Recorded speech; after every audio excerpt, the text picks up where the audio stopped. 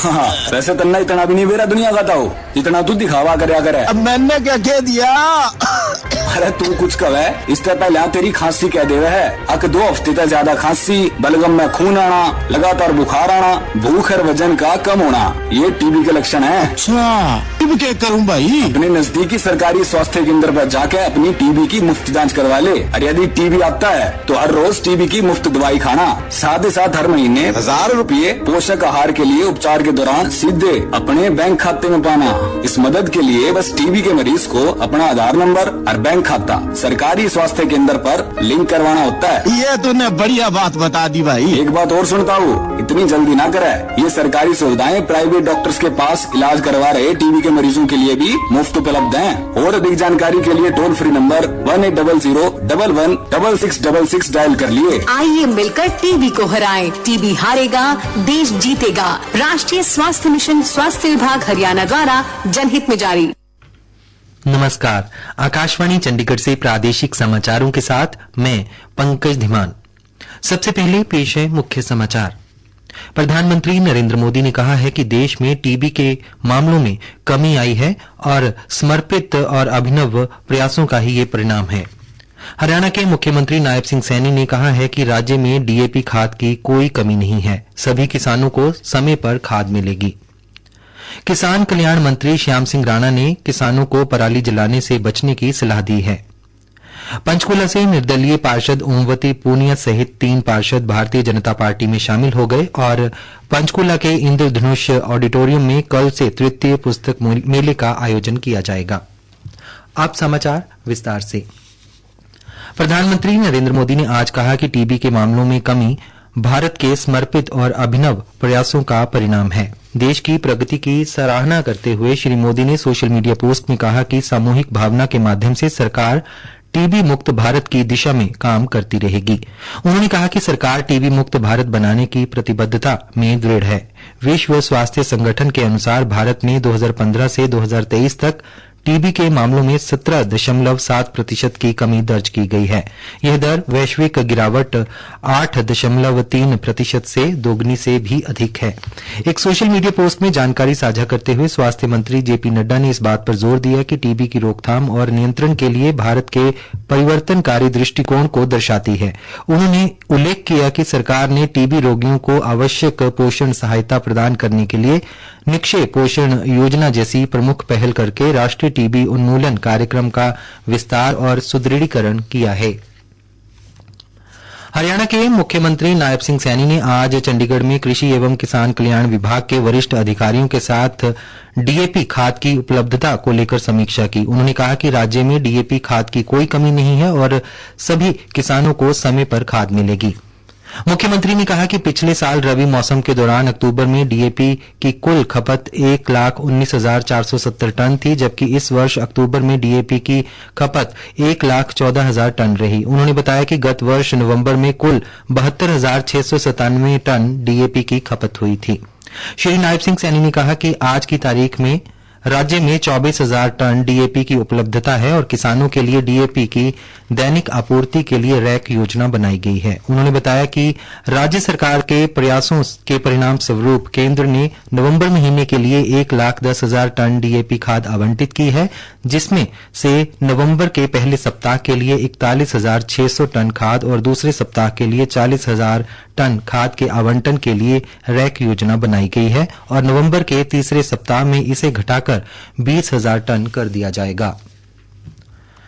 किसान कल्याण मंत्री श्याम सिंह राणा ने किसानों को पराली जलाने से बचने की सलाह दी है ताकि मिट्टी की उर्वरता बरकरार रहे और पर्यावरण को नुकसान न हो। उन्होंने कहा कि एक तरफ जहां पराली जलाने की घटनाओं को लेकर सरकार सख्ती बरत रही है, वहीं विभिन्न योजनाओं के माध्यम से पराली प्रबंधन में किसानों की मदद भी कर रही है।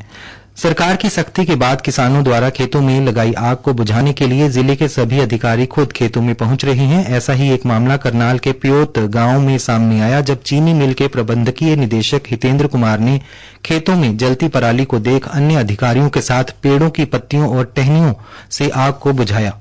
श्री हितेंद्र कुमार ने कहा कि सभी को अपनी जिम्मेदारी समझनी होगी। ये एक ऐसी समस्या है जिसको हर व्यक्ति को समझना पड़ेगा कि ये मेरी जिम्मेदारी है और जिसको जिस स्तर पर जो इसको कंट्रोल कर पाए वो बेहतर है। और किसानों को अंदर भी अवेयरनेस लानी पड़ेगी कि आपको पराली जलाने से परहेज करना पड़ेगा, अन्यथा सरकार इसके लिए प्यूनिटिव एक्शन भी ले रही है और लगातार जो है हम लोगों को समझा भी रहे हैं कि इससे पर्यावरण पे बहुत बुरा असर पड़ रहा है और सभी के लिए जो है, इवन खासकर बच्चे और बूढ़ों के लिए ये बहुत ज्यादा हानिकारक है। उन्होंने बताया कि चीनी मिल में एक कॉम्प्रेस्ड बायोगैस संयंत्र लगाया जा रहा है। उन्होंने कहा कि पराली को खरीदने के लिए वे मिल की तरफ से एक प्रस्ताव सरकार को भेज रही हैं। क्षेत्र की पराली और सब्जी मंडी का जैविक कचरा खरीदा जाएगा और उससे गैस बनाई जाएगी, जिसका फायदा किसानों को मिलेगा।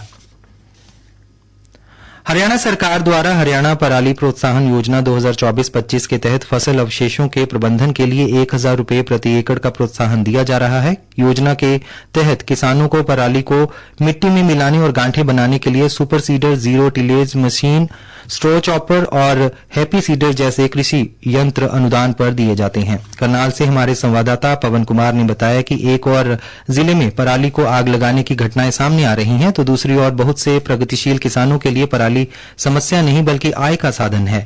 हमारे संवाददाता ने कुछ प्रगतिशील किसानों से बातचीत की जो सरकारी योजनाओं का लाभ उठाकर पराली से पैसा कमा रहे हैं। ये गाँव जलाते थे, जलाकर के कोई साधन तो था ही नहीं। ये गवर्नमेंट ने बहुत बढ़िया स्कीम काट रखी है, इस करके बहुत बढ़िया तो फायदा होता है जिम्मेदारों को।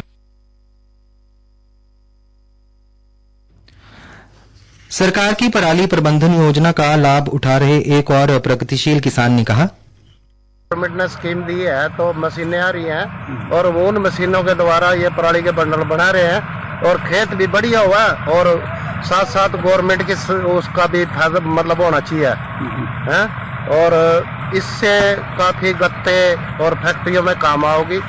तो यहाँ तो फिर ऐसे ही है ना, तो इससे बंडल बन जाए तो बहुत अच्छी बात है। हम तो पड़ोसियों का भी यही कम है और 20-30 किले हमने जो कटवाए हैं सभी के बंडल बनवाए हैं और आपके सामने खेत कितने बढ़िया बन रहे हैं। प्रादेशिक समाचार आकाशवाणी चंडीगढ़ से प्रसारित किए जा रहे हैं। पंचकूला से निर्दलीय पार्षद ओमवती पूनिया एवं जननायक जनता पार्टी की टिकट से विधायक का चुनाव लड़े पार्षद सुशील गर्ग भारतीय जनता पार्टी में शामिल हो गए हैं। बीजेपी छोड़ कांग्रेस में गए पार्षद सुनीत सिंगला भी फिर से बीजेपी में लौट आए हैं। मुख्यमंत्री नायब सिंह सैनी ने आज चंडीगढ़ स्थित अपने निवास संत कबीर कुटीर में उन्हें पार्टी का पटका पहनाकर बीजेपी में शामिल किया। इस अवसर पर पूर्व विधानसभा अध्यक्ष ज्ञानचंद गुप्ता, पंचकूला के महापौर कुलभूषण गोयल भी मौजूद रहे। पंचकूला से हमारी संवाददाता सुमन शर्मा ने बताया है कि इस तरह पंचकूला वरिष्ठ उप महापौर और उप महापौर के चुनाव से पहले बीजेपी ने एक बार फिर नगर निगम में अपना बहुमत बना लिया है। उल्लेखनीय है कि विधानसभा चुनाव में 2 पार्षद बीजेपी छोड़ गए थे, लेकिन अब यह कमी पूरी हो गई है। हरियाणा के पंचकूला के इंद्रधनुष ऑडिटोरियम में 4 से 10 नवंबर तक तृतीय पंचकूला पुस्तक मेले का आयोजन होगा। इस मेले का आयोजन एक भारत श्रेष्ठ भारत की अवधारणा को साकार करने के लिए ऊर्जा संस्कृति समिति की पहल पर विभिन्न विभागों के संयुक्त प्रयास से किया जा रहा है। मुख्यमंत्री नायब सिंह सैनी इस अवसर पर मुख्य अतिथि होंगे। हरियाणा राज्य पर्यावरण प्रभाव आकलन प्राधिकरण के अध्यक्ष और संस्कृति समिति के संरक्षक श्री पी.के. दास ने बताया, मेला के साथ साथ यहाँ विभिन्न विषय पर संगोष्ठी आयोजन किए जाएंगे। हर रोज सांस्कृतिक कार्यक्रम भी किया जाएगा।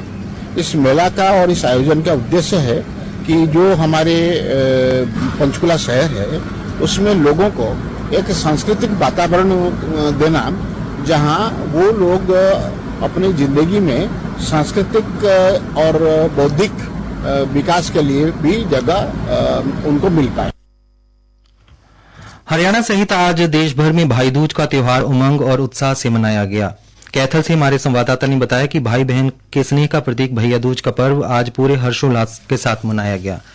मुख्य समाचार एक बार फिर।